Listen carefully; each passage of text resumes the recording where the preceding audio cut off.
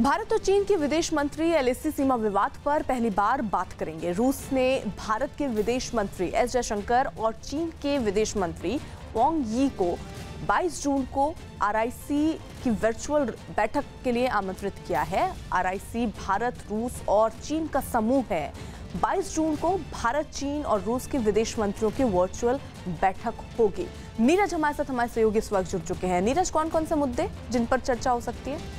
देखिए, सबसे पहली बात कि रशिया, इंडिया और चाइना का जो द्विपक्षीय बातचीत होता है आरआईसी के तहत, उसके तहत द्विपक्षीय मुद्दे सीधे नहीं उठाए जाते। जैसे एलएसी का विवाद सीधे तौर पे भारत और चीन के बीच आरआईसी के डायलॉग के तहत नहीं उठाया जा सकता, लेकिन क्योंकि सीमा विवाद है और इस बीच बैठक के लिए आमंत्रित किया रूस ने दोनों देशों के विदेश मंत्रियों को 22 जून को, तो ऐसे में आपसी विश्वास और क्षेत्र में अस्थायित्व बढ़ाने के लिए बैठक का बहुत महत्व है। आपको याद होगा कि अमेरिका के बाद रूस ऐसा दूसरा देश था जिसने चिंता जताई थी भारत और चीन के बीच सीमा विवाद से, और उसके बाद रूस ने चिंता जताते हुए यह भी कहा था कि आरआईसी का डायलॉग होना चाहिए जिससे क्षेत्रीय अस्थायित्व और आपसी समझ बढ़े, और इसलिए आरआईसी के डायलॉग का आयोजन किया गया है विदेश मंत्रियों के स्तर पे। 22 जून को प्रस्तावित है। रूस ने दोनों देशों के विदेश मंत्रियों को आमंत्रित किया। तो भारत और चीन सीमा विवाद के बीच इस पहल को ऐसे तौर पे देख सकते हैं कि दोनों देशों के बीच जो हाल में सीमा विवाद का मसला सुलझने के रास्ते पे आया है, उसमें और मदद मिलेगी। जी। दिल्ली में कोरोना से जुड़ा एक दिल दहला देने वाला मामला सामने आया, जहां एक आईआरडी अधिकारी ने कोरोना होने के डर से खुदकुशी कर ली। पुलिस ने बताया कि इनकम टैक्स के एडिशनल डायरेक्टर शिवराज ने अपनी कार में ही खुदकुशी की। उनके घर से सुसाइड नोट मिला। इनकम टैक्स के एडिशनल डायरेक्टर दिल्ली के आरके पुरम के इनकम टैक्स दफ्तर में तैनात थे।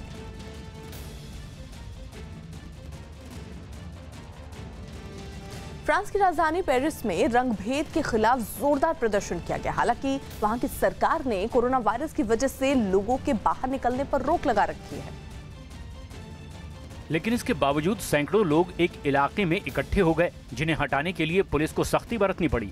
काफी कोशिशों के बाद भी जब प्रदर्शनकारी डटे रहे तो पुलिस को उन पर आंसू गैस के गोले दागने पड़े, जिसके बाद वहां भगदड़ मच गई।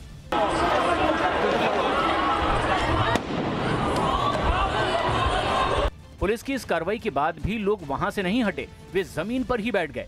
इससे पहले सैकड़ों लोग रंगभेद के खिलाफ प्रदर्शन करते दिखाई दिए। उनके हाथों में कई पोस्टर नजर आए। इस दौरान उन्होंने कोरोना के खतरे की जरा भी परवाह नहीं की।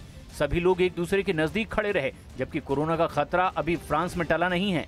अब तक के 30,000 लोगों की इस बीमारी की वजह से मौत हो चुकी है।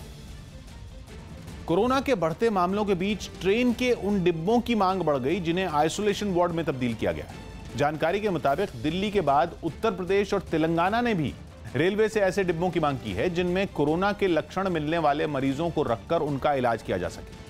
बताया गया कि ट्रेन के एक डिब्बे में कोरोना के 16 मरीजों को रखा जा सकता है, और रेलवे की तरफ से इलाज के लिए दूसरी सुविधाओं के साथ ऑक्सीजन सिलेंडर भी दिए जा रहे हैं। जानकारी के मुताबिक रेलवे ने अब तक 5300 से ज्यादा स्लीपर क्लास के डिब्बों को आइसोलेशन वार्ड में बदला है।